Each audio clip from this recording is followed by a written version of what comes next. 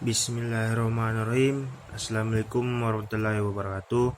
Perkenalkan, nama saya Patrio Saputra, NIM 1931041148, kelas PJKRD.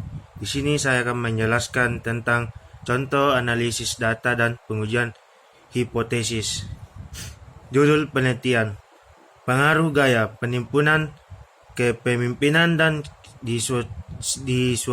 situasi kepemimpinan terhadap iklim kerja organisasi di Kabupaten Prigonani. Variabel penelitian: 1. Gaya kepemimpinan X1. 2.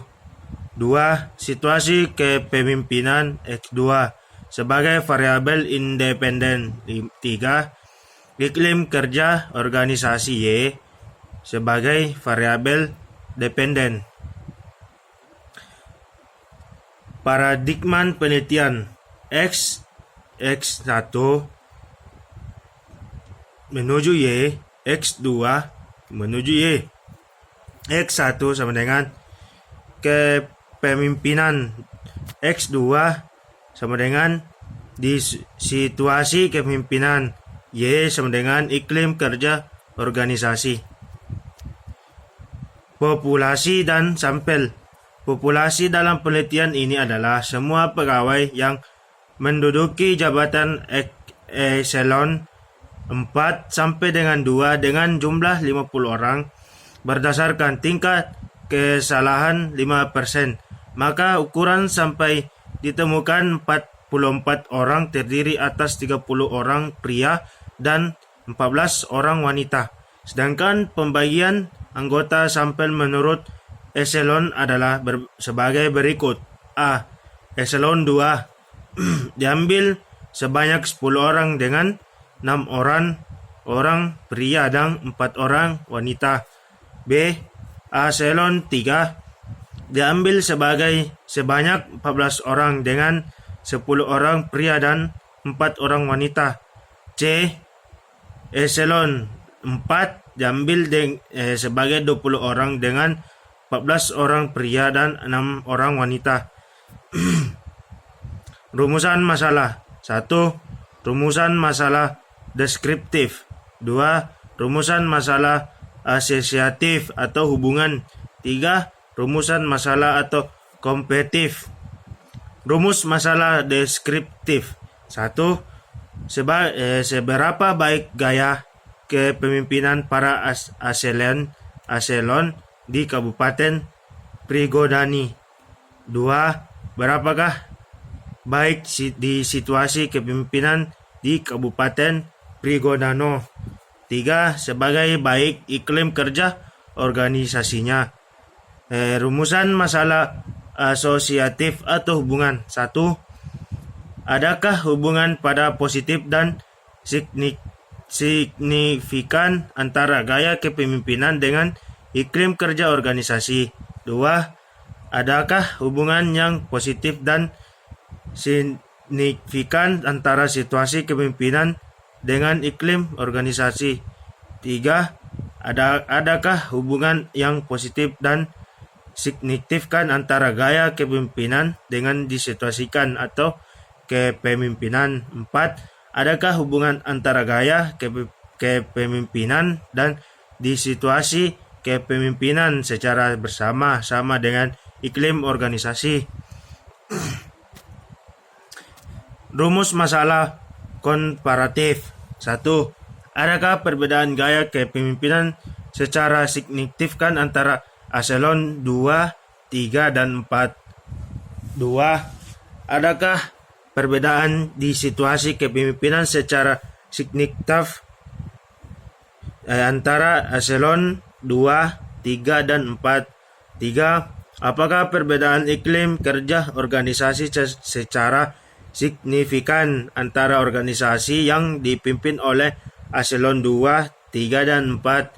4. Adakah perbedaan gaya kepemimpinan yang signifikan antara kepemimpinan eselon pria dan wanita? 5. Adakah perbedaan di situasi kepemimpinan yang disignifikan antara organisasi yang dipimpin oleh pria dan wanita. 6. Adakah perbedaan iklim kerja organisasi yang signifikan antara organisasi yang kepimpinan oleh pria dan wanita? Hipotesis jawaban sebagai sementara terhadap rumusan masalah di atas. 1. Hipotesis deskriptif atau biasa dirumuskan dengan bisa tidak. 2. Hipotesis asosiatif atau hubungan. 3. Hipotesis kooperatif. Hipotesis deskriptif. 1. Gaya kepemimpinan para eselon di Kabupaten Prigodani sama dengan 75% dari gaya yang diharapkan. 2. Rata-rata disituasikan kepemimpinan paling rendah 14% dari yang diharapkan. 3. Iklim kerja organisasi di Kabupaten Prigodani paling tinggi 60% dari yang diharapkan. Hipotesis asosiatif atau hubungan. 1. Terdapat hubungan yang positif dengan signifikan antara gaya kepemimpinan dan iklim kerja organisasi. 2. Terdapat hubungan yang positif dan signifikan antara disituasikan kepemimpinan dengan iklim kerja organisasi. 3. Terdapat hubungan yang positif dan signifikan antara gaya kepemimpinan dengan disituasikan kepemimpinan. 4. Terdapat hubungan yang positif dan signifikatif antara gaya kepemimpinan secara bersama-sama dan iklim organisasi. Hipotesis instrumen penelitian. Terdapat 3 instrumen, yaitu instrumen gaya kepemimpinan dengan 3 indikator dan 18 butir. Disituasikan kepemimpinan dengan 3 indikator dan 18 butir, dan iklim organisasi dengan 7 indikator dan 14 butir. Pertanyaan dan pernyataan. Tabulasi data hasil penelitian. Terdapat 3 instrumen, yaitu instrumen gaya kepemimpinan dengan 3 instrumen dan 18 butir. Iklim organisasi dengan 7 sampai 14 butir. Tabulasi data hasil penelitian.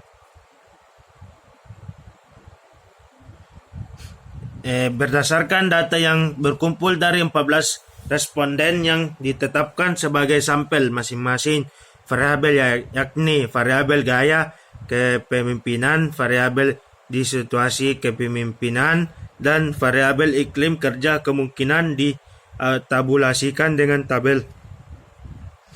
Ujian normalitas data.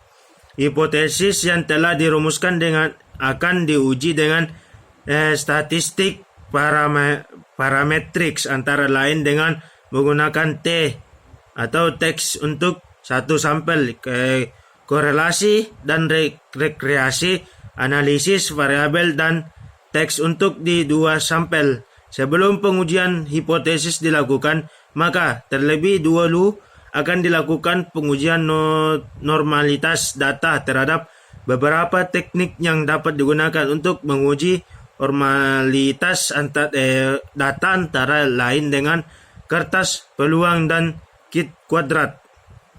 Teknik statistik untuk analisis data. Pengujian hipotesis.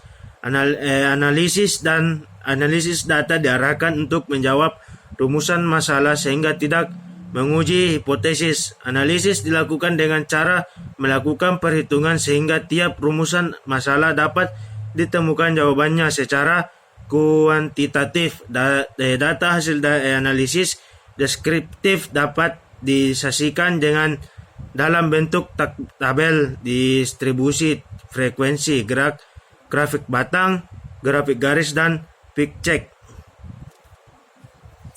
Langkah-langkah dalam pengujian hipotesis deskriptif. 1.